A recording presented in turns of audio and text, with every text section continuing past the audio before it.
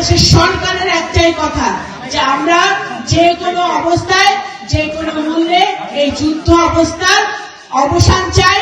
আমরা এই সমস্যা, এই বৈশ্বিক সমস্যার একটাই সমাধান, সেটা হচ্ছে কূটনীতি, ডিপ্লোমেসি এবং আলোচনার মাধ্যমে এই সমস্যার সমাধান করতে হবে। যে যুদ্ধ অবস্থা বিরাজ করছে, সেই যুদ্ধ অবস্থায় কোন দেশে কোন মানুষের ক্ষতি ছাড়া কোনো উপকার হওয়ার না।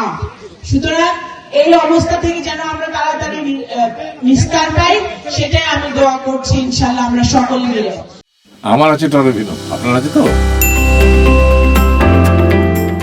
23-24 দিন হয়েছে বাংলাদেশ জাতীয়তাবাদী দল সরকার গঠন করেছে, ক্যাবিনেট গঠিত হয়েছে। এই অল্প দিনের মধ্যে বাংলাদেশ জাতীয়তাবাদী দল বাংলাদেশের মানুষকে যে ওয়াদা করেছে, সেই ওয়াদা আমরা পূরণ করা শুরু করেছি ইতিমধ্যে মাননীয় প্রধানমন্ত্রী জনাব তারেক রহমানের নেতৃত্বে। আপনারা দেখেছেন আমাদের কিছুদিন আগে সারা বাংলাদেশে পাইলট প্রজেক্ট হিসেবে আমাদের ফ্যামিলি কার্ড চালু হয়েছে। সেই ফ্যামিলি কার্ডের মাধ্যমে আমাদের মহিলারা ক্ষমতায়ন হয়েছে, আমাদের নারীদের, মা বোনদের, এবং তাদেরকে স্বাবলম্বী করার জন্য এই ফ্যামিলি কার্ড চালু হয়েছে। কৃষকদের ঋণ সুদ সমেত 10,000 টাকা পর্যন্ত মওকুফ করা হয়েছে। গতকালকে সারা বাংলাদেশে খাল খনন কর্মসূচি শুরু হয়েছে। আমিও এসেছিলাম আমাদের ফরিদপুর জেলার ভাঙাতে এই খাল খনন কর্মসূচি শুরু করতে, এবং সারা বাংলাদেশে মাননীয় প্রধানমন্ত্রী এটা শুরু করেছেন।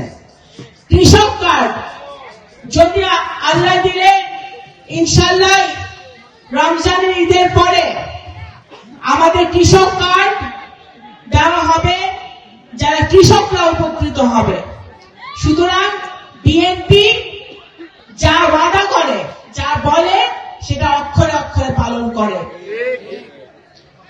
আমি আপনাদের সন্তান হিসেবে যা ওয়াদা করছি, সেটাও আমার বাবা যেভাবে আপনাদের জন্য করে গেছেন, সেটাও আমার বাবার মতো আমারও সেই দায়িত্ব এবং কর্তব্য আমি ভুলি নাই, সেটা অবশ্যই আমি অক্ষরে অক্ষরে পালন করব।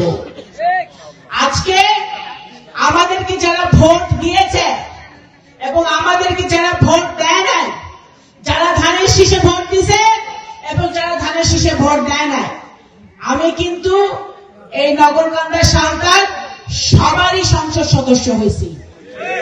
আমার কাছে কখনোই কোনো ভেদাভেদ ছিল না, এখনো নাই, ভবিষ্যতেও থাকবে না।